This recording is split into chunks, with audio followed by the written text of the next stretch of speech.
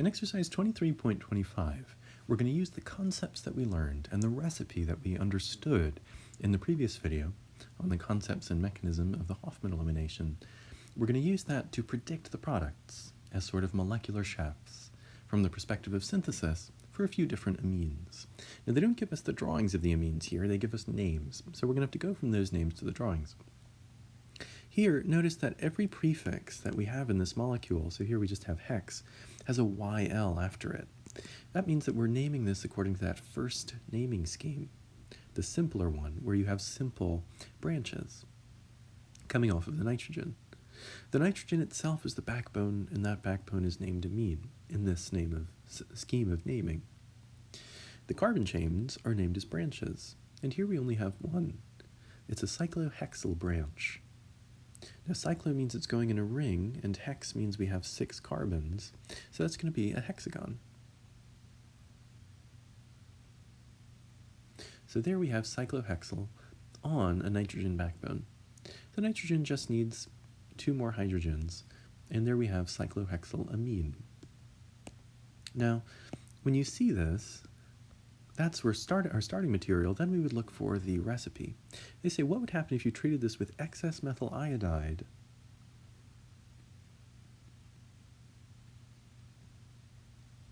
followed in a separate step by aqueous silver oxide and heat?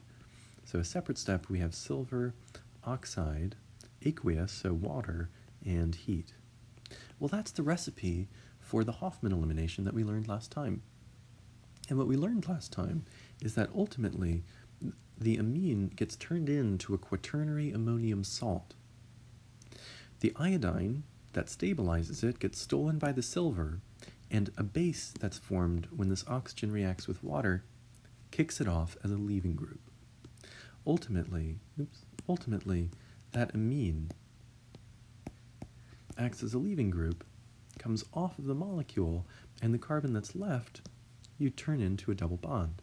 Now here, the carbon that had the leaving group on it is the alpha carbon, and each carbon next to that is the beta carbon.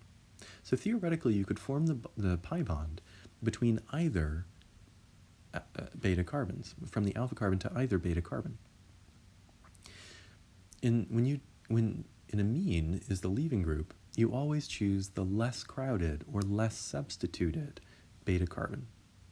Both of these beta carbons are secondary. They're both bonded to 2 other carbons. And so it doesn't matter which one you put the pi bond around. And that should make sense. If we had put the pi bond here, we would have had the same molecule as this. If you just rotate this, then you end up with that molecule. So either way, it's the same. This molecule is symmetrical. And so ultimately what we do in this Hofmann elimination is we eliminate the amine as a quaternary ammonium salt, and we create a pi bond to the less crowded or less substituted beta carbon. Let's try that procedure with B. They give us R3-methyl-2-butanamine. Now here we have this prefix that gives us the number of carbons, and there's no YL after it. That means that we're naming this according to the second way of naming amines, where the carbon is part of the backbone. A carbon chain is part of the backbone. Now our backbone here is going to be everything that comes after the last YL. So everything to the right of that last YL. So 2-butanamine. The prefix but means we have 4 carbons. So 1, 2, 3, 4. The infix AN means we have all single bonds. And then the suffix amine means we're going to have a nitrogen somewhere with all single bonds around it. And specifically, the 2 in front of this is going to tell us that the nitrogen is coming off of carbon number 2. So if we have our 4 carbons here, the amine will come off of carbon number 2. So that is 2-butanamine. Now, that's the backbone. Now let's think about the branch. On carbon number 3, we'll have a methyl group. So on carbon number 3, we draw 1 carbon. Meth is the prefix for 1 carbon. So that is 3-methyl-2-butanamine. That's what that looks like. You'll notice, though, that we have a chiral center here where the nitrogen is attached on carbon number 2. We have a nitrogen attached to that carbon. We have an isopropyl group attached to it. We have a methyl group attached to it. And the fourth thing that we have there that's implied is a hydrogen. Now what we have to figure out is how these bonds should be oriented in space, whether they should be solid wedges or dashed wedges in order to make an R or right-handed configuration. So let's assign priorities here. Now we've practiced this a little bit in the beginning of the chapter, and if you want more practice assigning priorities and using the CIP rules to name chiral centers as R or S, let me know. I have a whole chapter's worth of videos from Organic Chemistry 1 that explain how to do that. For now, if you remember from Organic Chemistry 1, it should make sense that the nitrogen has the highest atomic number, so it gets the highest priority. The hydrogen has the lowest atomic number, so it gets the lowest priority. The carbons tie, but when you make a table, the one on the right has a higher priority than the one on the left. And so these are the priorities for the 4 groups attached to that central chiral center. Now if we go around the way that it is, 1 to 2 to 3, we're going clockwise. And when you go clockwise, that's the right-handed version of the molecule. You can remember because as you go from the top to the bottom of an R, you go clockwise. So this would be R, as is. In other words, that would be R if the 4th group is pointing away. Because if the 4th group is pointing away, then you don't have to switch the configuration, unlike if it's pointing out at you. If the hydrogen is pointing away, we just need to make another bond coming out at us, because in these tetrahedral atoms, you need 2 bonds in the plane, one coming out at you and one going away. So I'm going to put the nitrogen as coming out at us. But any of them would have worked. And so this molecule here would be R3-methyl 2-butanamine. I'm going to erase the hydrogen here. It's implied, it's still there, but it's implied in the skeletal structure. Okay, now the question said, what happens when you treat that first with excess methyl iodide and then with heated and aqueous silver oxide? So we'd have silver oxide, water, aqueous, and heat. And again, that's coming from the exercise. They say, what would happen if it was treated with excess methyl iodide followed by aqueous silver oxide and heat? Well, this is the recipe for the Hofmann elimination. So ultimately, the amine is going to turn into a quaternary ammonium salt. That will be a good leaving group after the silver takes the iodine away and makes it precipitate. The oxygen reacts with the water to create a base. So we're going to form a double bond. Now, we know that the amine will come off. Oops. Where the amine was attached, that's the alpha carbon, and each carbon next to it is a beta carbon. So we have a beta carbon to the left and a beta carbon to the right.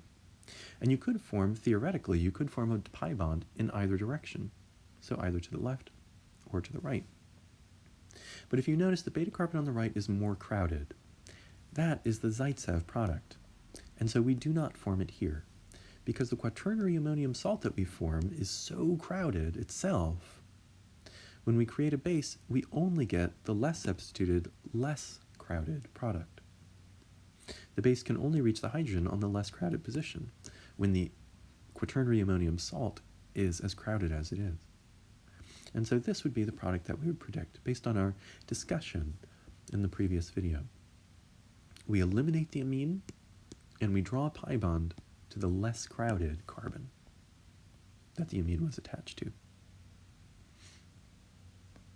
All right, let's try it. This one, NN-dimethyl-1-phenylpropan-2-amine. Well, we have a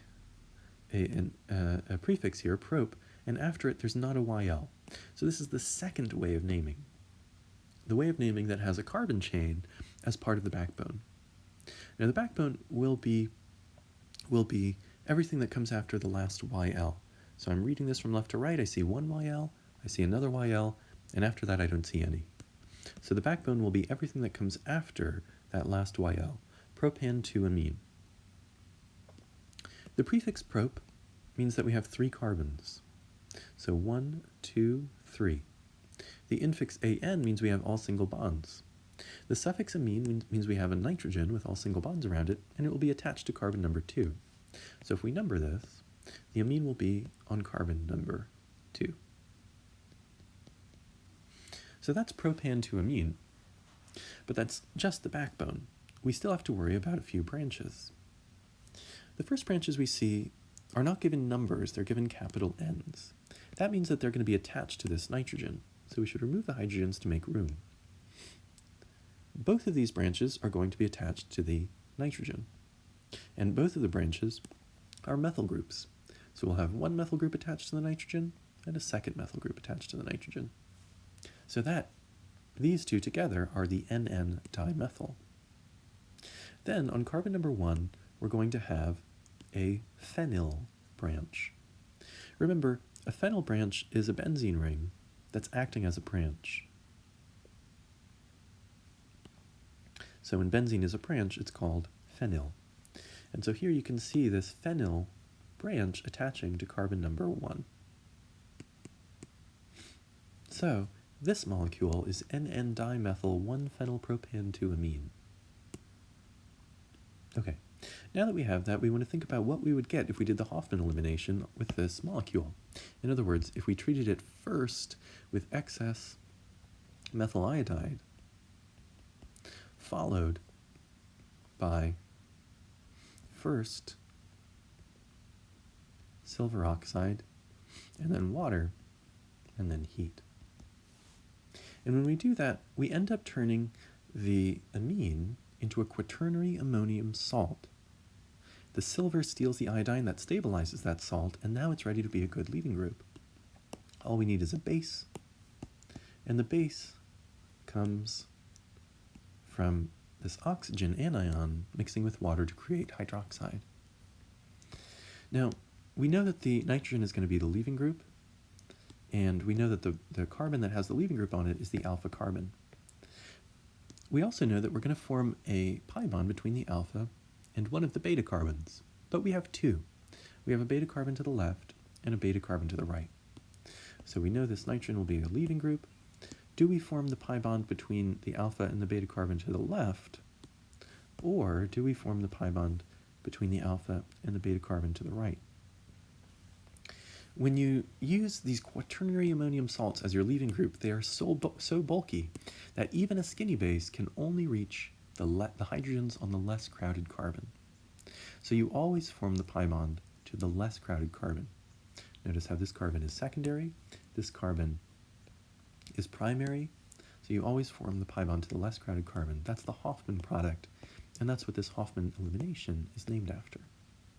And so that would be the product you'd get if you treated NN-dimethyl 1-phenylpropan-2-amine with excess methyl iodide followed by aqueous silver oxide that's heated. And so those hopefully gave you some practice with predicting the products of these Hofmann eliminations. Now in this video we did not explain the role of all of those reagents, so I think it will be more memorable to you and these reactions will make more sense. It'll be easier to predict the products if you go back to the previous video and you watch the mechanism and the concepts that are working behind this reaction.